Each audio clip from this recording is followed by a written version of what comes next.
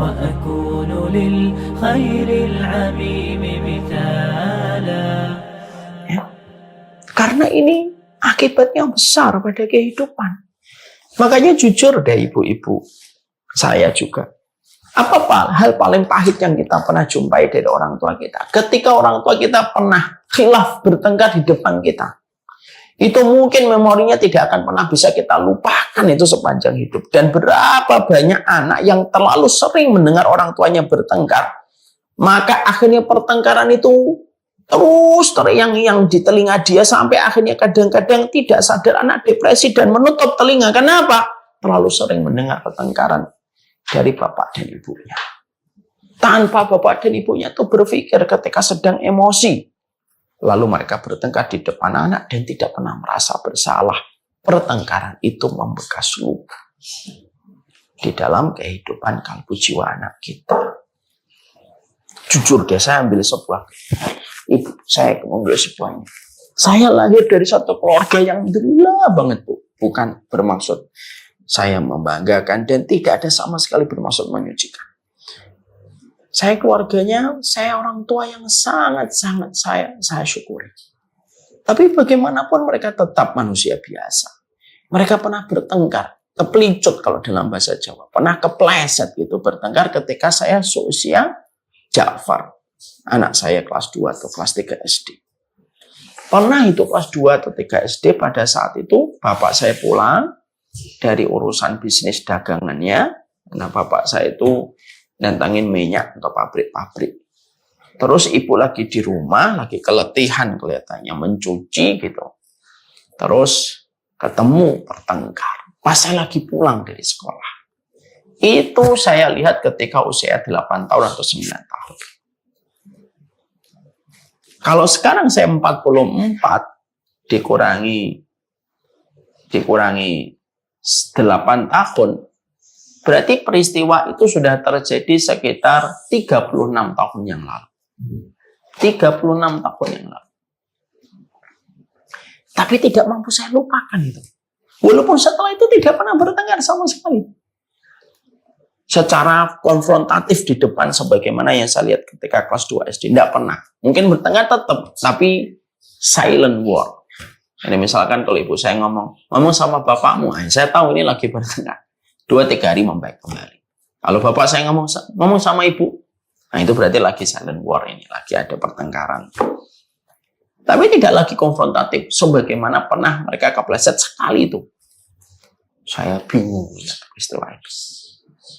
Ya, maka di situ contoh, dan saya yakin bapak dan ibu mungkin pernah melewatkan itu, dan itu tidak akan pernah menjadi memori yang kita bisa hapus. Gitu.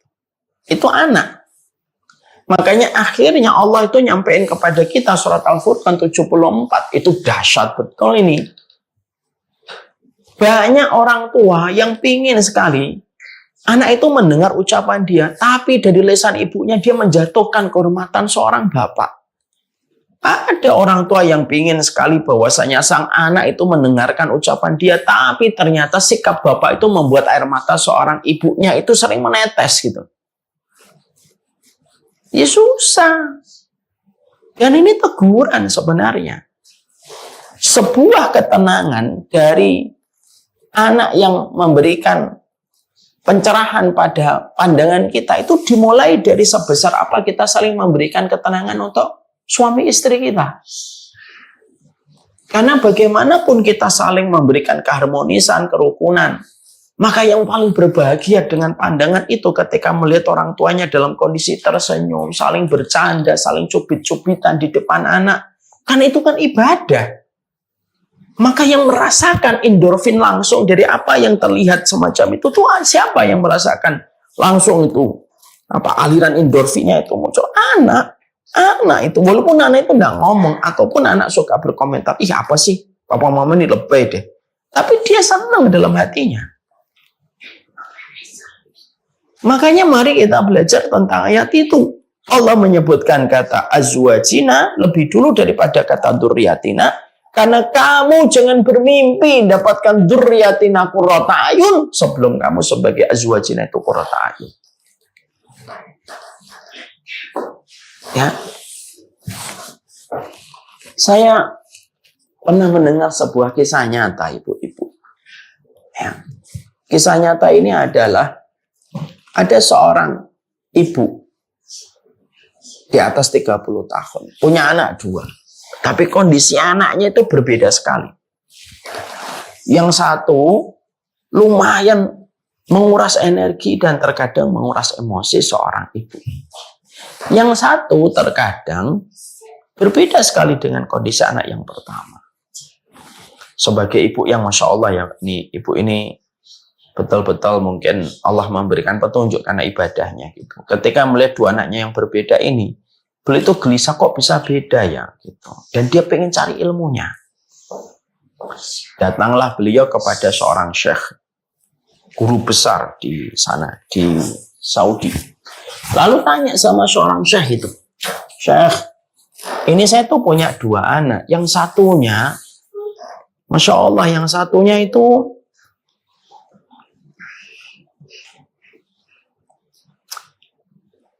susah dikasih tahu. Yang satunya itu gampang banget dikasih tahu." Lalu syekhnya itu berkata kepada ibunya gitu, "Maaf Bu, saya mengajukan pertanyaan agak pribadi, diperkenankan?" "Ya silakan, silakan." "Begini Bu, gimana kondisi Ibu? Gimana kondisinya Ibu ketika Ibu memiliki anak yang pertama dengan suami Ibu? Dan bagaimana kondisi Ibu ketika memiliki anak yang kedua dengan suami Ibu?" Lalu ibunya menarik nafas dan akhirnya memberikan jawaban gitu.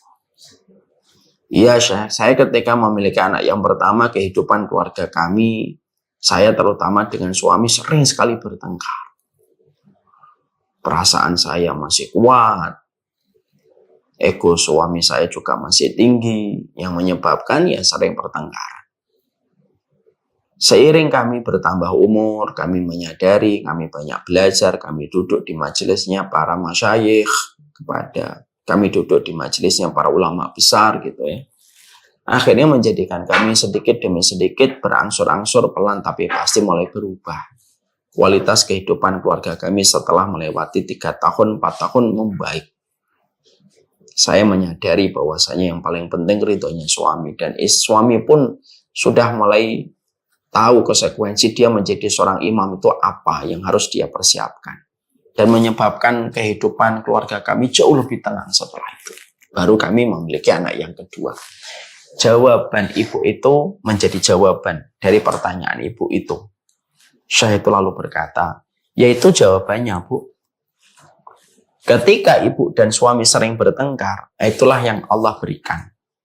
Dan ketika ibu dalam kondisi ridho, suami ridho, dan ketika ibu juga dapat ridho suami, maka keridhoan seorang suami itulah yang menjadikan anak ibu dibuat oleh Allah lebih istimewa. Jadi disitulah kita mendapatkan bahkan suami istri pun sangat mempengaruhi bagaimana pertumbuhan janis dan anak di dalam kehidupan. Ada sebuah penelitian di Amerika, ya mereka kan tidak membaca surat Al-Furqan 74 ya, tapi ada penelitian di Amerika. Janin itu bisa merekam setiap kejadian yang dirasakan oleh ibunya. Makanya kalau mungkin ini kan agak debatable ya, ada namanya matologi, itu bisa anak itu bisa merekam dan itu terekam di matanya. Artinya bahwasanya anak ketika di dalam janin ibunya, kenapa di dalam Islam itu ada sebuah pendidikan bahwasanya seorang suami itu harus menenangkan istrinya ketika mengandung. Harus menyenangkan, melapangkan istrinya ketika mengandung dan ketika menyusui. Karena itu semuanya berdampak bukan hanya kepada istrinya, tapi berdampak kepada apa yang dia janin, apa yang dia kandung, dan berdampak pula kepada siapa yang sedang dia susui. Makanya Masya Allah itu surat Al-Furqan 74 disebutkannya global oleh Allah. Tapi turunannya itu banyak sekali pada kehidupan manusia. Lalu inilah yang akhirnya membuat kepada kita sebuah statement. Bahwasanya kadang-kadang anak kita menjauh dari Allah. Terkadang anak kita menjauh dari apa yang kita sampaikan, dari apa yang kita lakukan, dari apa yang kita jelaskan, itu ya pada dasarnya disebabkan oleh kita dengan suara kegaduhan, halilintar, petir yang terus terjadi saling sambar menyambar setiap waktunya membekas kepada anak. Makanya sampai ada fenomena anak broken home.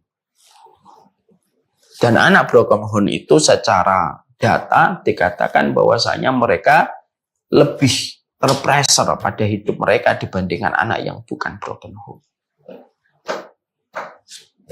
Nah ini memberi arti kepada kita. Jadi menjadi orang tua itu ya harus duduk bareng. Menyadari kalau terjadi pertengkaran demi pertengkaran karena emosi, karena perasaan yang begitu besar, ego yang tidak pernah merendah gitu. Dan terus menjadi pertengkaran, duduk dulu. Udahlah, kamu tidak usah bicarakan tentang anak dulu. Ini Allah nyebut kata azwajina sebelum kata dzurriyyatina nih. Mi, ma, pa, bu, pak, gitu. Kita harus selesaikan masalah kita. Kenapa? Karena tidak selesainya PR besar antara suami istri menyebabkan PR berikutnya. Ibu dan bapak dan saya, kalau kita masuk ke sekolahan, ke kelas kita, ada PR kita tidak kita selesaikan, biasanya guru akan ngasih PR lagi untuk menjadi hukuman. Kamu nggak ngerjain PR? Ya, kamu kerjain ini tambahan. Hukuman buat kamu. Karena ketidakberesan kita pada kehidupan dengan PR yang tidak kita tuntaskan menyebabkan PR berikutnya. Kita mengakhir-akhirkan tugas, misalkan hari ini rumah berantakan, udahlah nanti aja. Semakin kita nanti-nantikan, semakin banyak pekerjaannya, bukan semakin sedikit. Pekerjaan itu semakin banyak. Kapan? Ketika semakin kita undur-undurkan. Begitu. Maka ini yang kita harus mengerti di dalam surat Al-Furqan 74 sekaligus. Hari ini kan terakhir ya, karena memang parenting nggak bisa sekali, dua kali, tiga kali, panjang sebenarnya. Tapi setidaknya kita memberi poin pada kesempatan kita hari ini adalah poin besar dalam kehidupan kita ketika kita mengharapkan anak itu bisa memberi yang terbaik pada hidupnya. Mereka itu bisa memberikan yang terbaik pada hidupnya kalau mereka mendapatkan input terbaik dalam kehidupan mereka. Dan tidak ada input yang terbaik dalam kehidupan anak kecuali simple. Keharmonisan bapak dan ibunya di depan matanya. Mari kita merenung. Surat Al-Furqan 74. Rabbana hablana min azwajina wa dzurriyyatina qurrata a'yun waj'alna lil muttaqina imama. Kalau kita selaku orang tua sudah qurrata a'yun, apa dampaknya? Dzurriyyatina qurrata a'yun. Bukan hanya qurrata a'yun, waj'alna lil muttaqina imama. Allah jadikan anak-anak kita menjadi pemimpin bagi orang yang bertakwa. Dia melesat dengan kualitasnya. Melesat dengan kualitasnya. Bersama dengan input terbaik yang dia dapatkan dari bapak ibunya.